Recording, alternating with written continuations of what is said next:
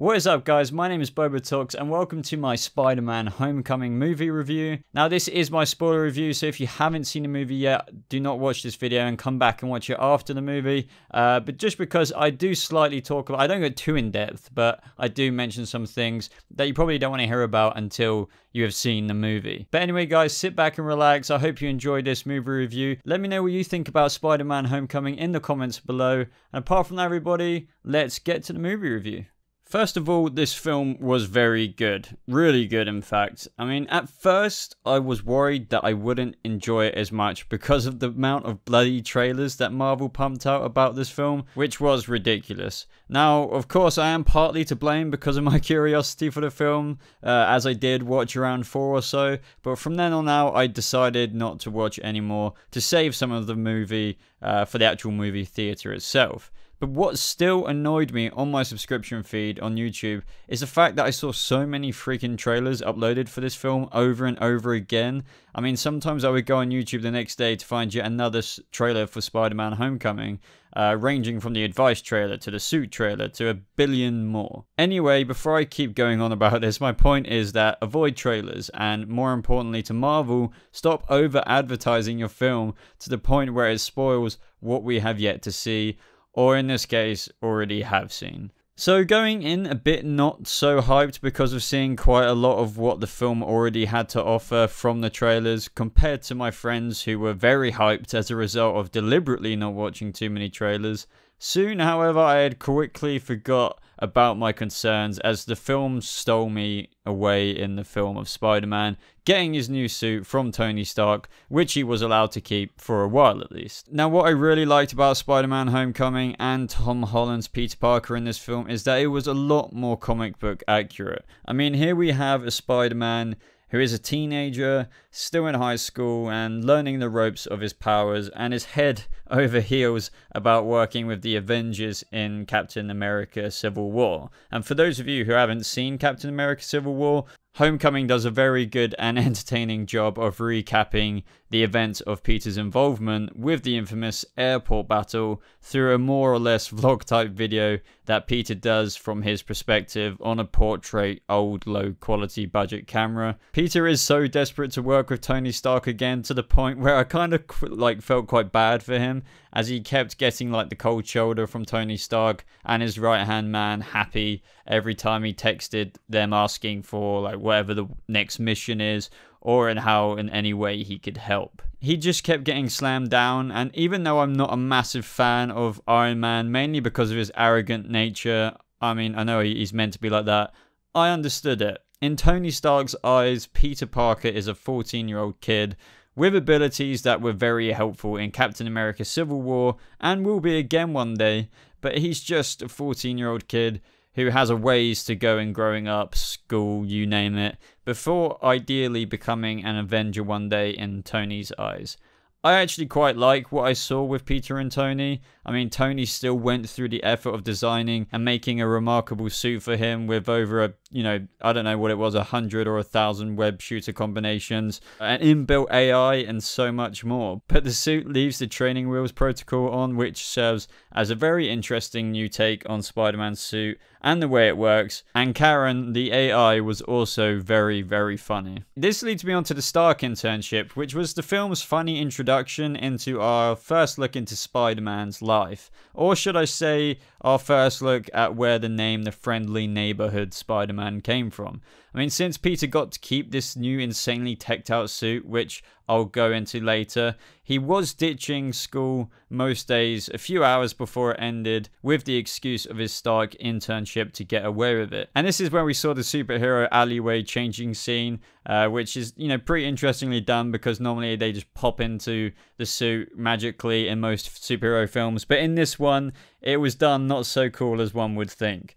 We saw Peter throw his shoes, jumping around, getting his jeans off, and eventually getting into the baggy spider suit until he activated it to go skin tight. Moments like this from the film were really funny, and they kept up the pace with comedic moments which were not like repetitive or dull in any way or trying too hard.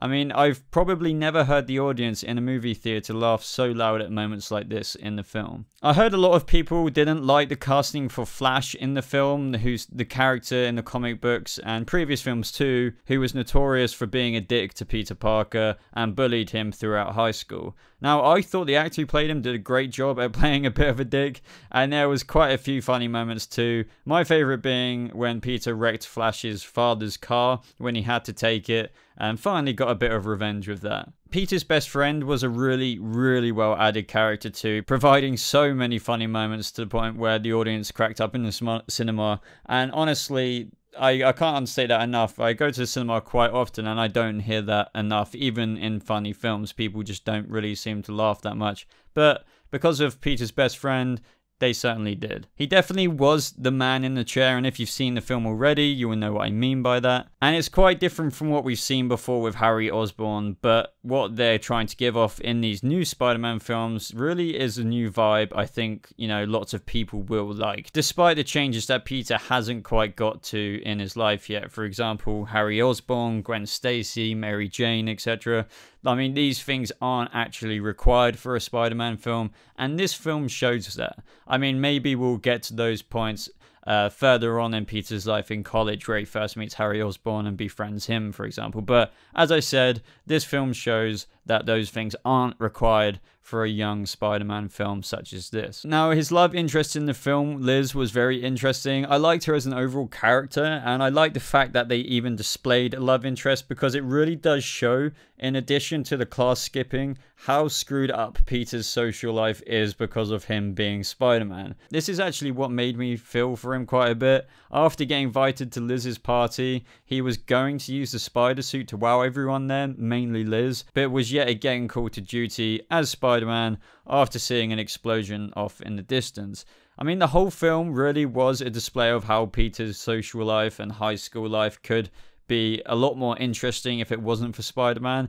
But it was also cool to see him put those things aside, much like when he was in DC and saved his friends from dying, but also missing the competition they were even there to do. Now, as for Vulture, I think they couldn't have done a better job. I think Michael Keaton did a fantastic job playing Vulture, and I have to say, I honestly didn't see it coming when the door opened when Peter Parker was picking up Liz for Homecoming, and lo and behold, Vulture is Liz's dad. Now, I know some of you would say that was predictable, or you didn't see it coming, but honestly, I didn't see it coming, and it added a really interesting complication to Peter's already ongoing battle with Vulture. His suit was really, really cool. I love the story behind it. His motivations for even going bad for stealing the alien tech were really interesting and fit in well with the history of the Marvel films. It was all done superbly.